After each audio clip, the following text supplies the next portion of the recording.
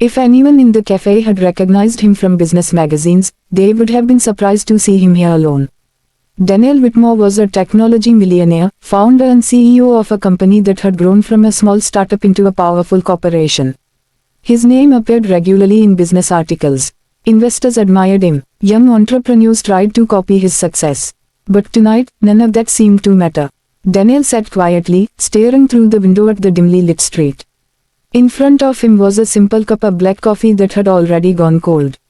He hadn't taken a sip in several minutes. The waitress, who had served him many times before, glanced toward him from behind the counter. She knew his routine well. Daniel Whitmore came to the cafe almost every evening around the same time. He always sat in the same seat. He always ordered the same drink. And he always looked exactly the same, quiet, distant, as if his mind was somewhere far away. Some people might have thought he enjoyed solitude. But the truth was different. Daniel Whitmore wasn't just quiet.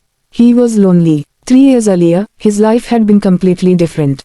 Back then, he never came to the cafe alone. Across from him used to sit the one person who could make him laugh no matter how stressful his work became.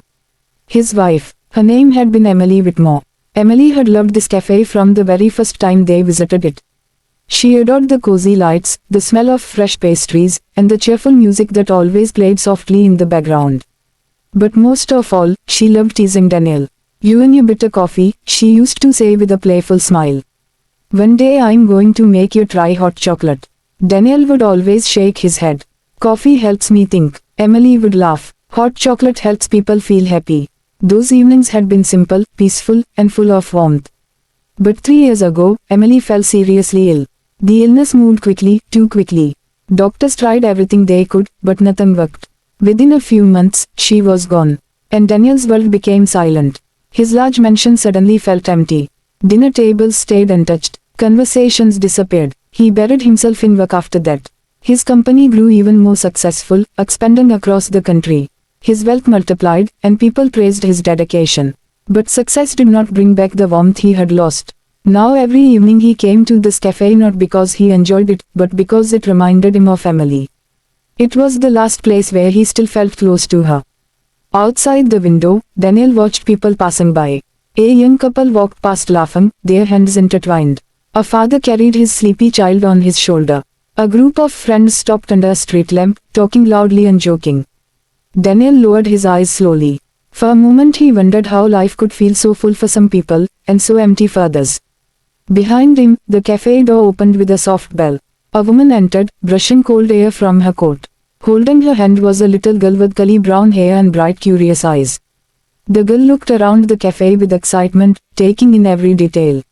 "Mom, can I get hot chocolate?" she asked eagerly. Her mother smiled. "Yes, sweetheart. 2 hot chocolates." They stepped to the counter and waited for their drinks. While the woman spoke with the cashier, the little girl glanced around the cafe again. That's when she noticed Daniel. He was sitting alone at the window, staring outside as if he were watching something invisible. Children often notice emotions adults ignore. The girl studied him carefully. He wore an expensive coat. His watch looked shiny and important. But his face looked sad. She gently tugged her mother's sleeve. "Mom," she whispered. Her mother leaned closer. "Yes." The girl quietly pointed toward Daniel. "That man." Her mother glanced over briefly. "What about him?" The little girl lowered her voice. "He looks lonely." Her mother smiled softly, though she hadn't looked closely enough to notice. "Maybe he just likes quiet." But the girl kept watching Daniel. He wasn't talking to anyone. He wasn't smiling. He wasn't even looking at his phone. He simply sat there, staring at the street as if waiting for someone who never came. The girl whispered again. "Mom, you always say we should be kind when someone looks sad." Her mother hesitated. She followed her daughter's gaze more carefully this time. Now she noticed something she hadn't before. The man's shoulders were slightly slumped. His eyes looked tired, and his coffee sat untouched. Before the mother could respond, the cashier handed them 2 cups of hot chocolate. The girl held both carefully. Then she made a decision. Without warning, she walked across the cafe floor toward Daniel's table. Her mother's eyes widened. "Lily, wait." But the little girl was already halfway there. Daniel didn't notice her approaching until a small voice spoke beside him. "Mister." He blinked and turned his head. Standing next to the table was the little girl holding 2 steaming cups. For a moment, Daniel looked confused. Children rarely spoke to strangers. The girl leaned slightly closer and whispered shyly, "Mister, my mom says you look lonely." The words were simple, gentle, honest, and they struck Daniel deeper than any complicated conversation ever could. For a moment, he didn't move. No one had ever said that to him before. Investors called him brilliant, employees called him inspiring, journalists called him successful, but this little girl saw something none of them had noticed. Loneliness. The girl slowly placed one cup of hot chocolate in front of him. "My mom bought two," she said softly. "You can have one." Daniel stared at the cup for several seconds. Warm steam curled into the air. Behind the girl, a mother hurried over, clearly embarrassed. "I'm so sorry," she said quickly. "She didn't mean to interrupt you." But Daniel gently raised his hand. "It's okay." His voice sounded quiet, almost unfamiliar. He looked at the little girl again. "What's your name?" "Lily," she replied proudly. Daniel nodded slowly. "Well, Lily." He picked up the warm cup and held it between his hands. "Thank you."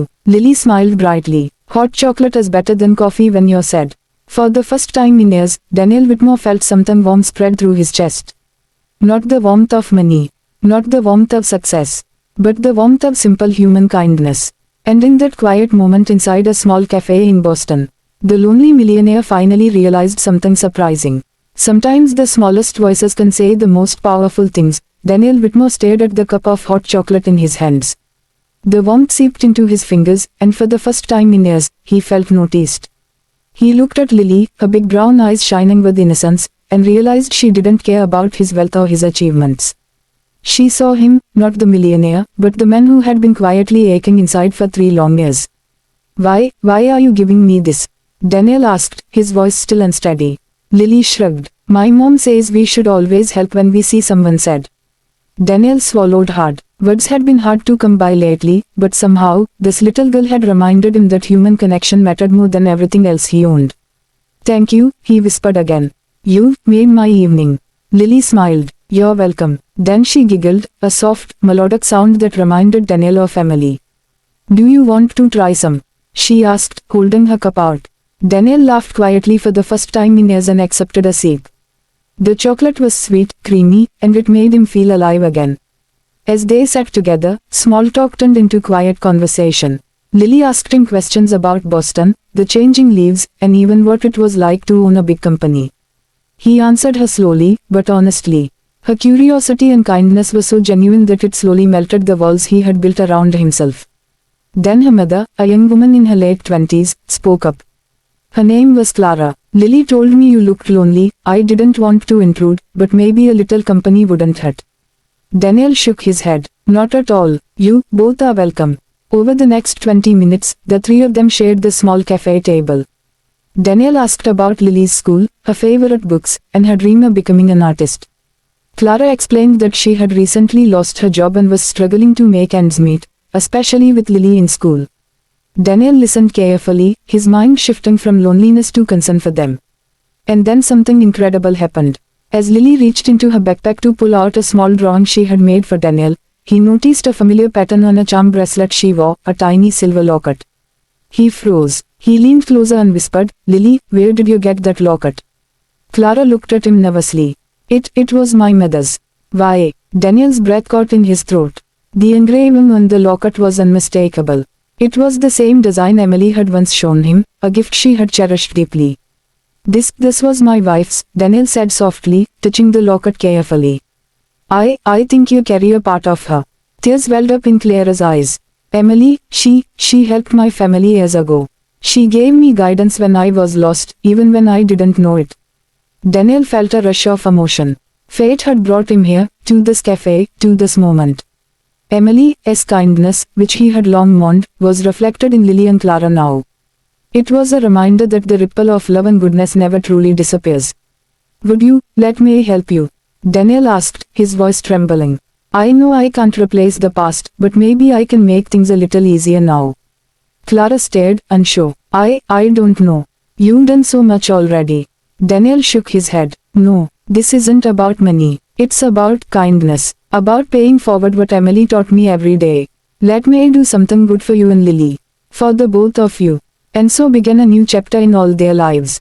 Daniel invited them to his home, not his cold, empty mansion, but a smaller part of it that he had never used, a place where laughter and warmth could grow again. He arranged tutoring for Lily, helped Clara find a stable job, and slowly, every day, Daniel realized that the secret to true happiness wasn't wealth, it was connection, generosity, and the habit of small, deliberate acts of kindness. Over time, Daniel's nightly visits to the cafe stopped, not because he no longer needed the comfort, but because he had found it elsewhere. In the little apartment he had helped Clara rent, he now saw Lily laughing, reading, drawing, and just being a happy child. And he saw Clara learning to trust herself again. One evening, as they all sat together over dinner, Lily looked up at Daniel and said, "Mister, you don't look lonely anymore." Daniel smiled, feeling a weight lift from his heart. "No, Lily, I'm not lonely anymore, and it's all because of you." The lesson was clear. Life is not measured by money, titles, or accomplishments. True wealth comes from small, consistent habits of kindness, from noticing someone else's loneliness, and choosing to act. A single cup of hot chocolate, a few words of encouragement, a moment of human attention, these were the real treasures that could change lives forever. And Daniel Whitmore, once the lonely millionaire of Boston, now carried a habit far more powerful than any business strategy, the habit of empathy, the habit of generosity, and the habit of noticing the small, quiet ways people need love. In the heart of the city, surrounded by golden autumn leaves, 3 lives had been transformed, not by wealth, but by the gentle power of a single act, repeated, habitually, until it became a new way of living.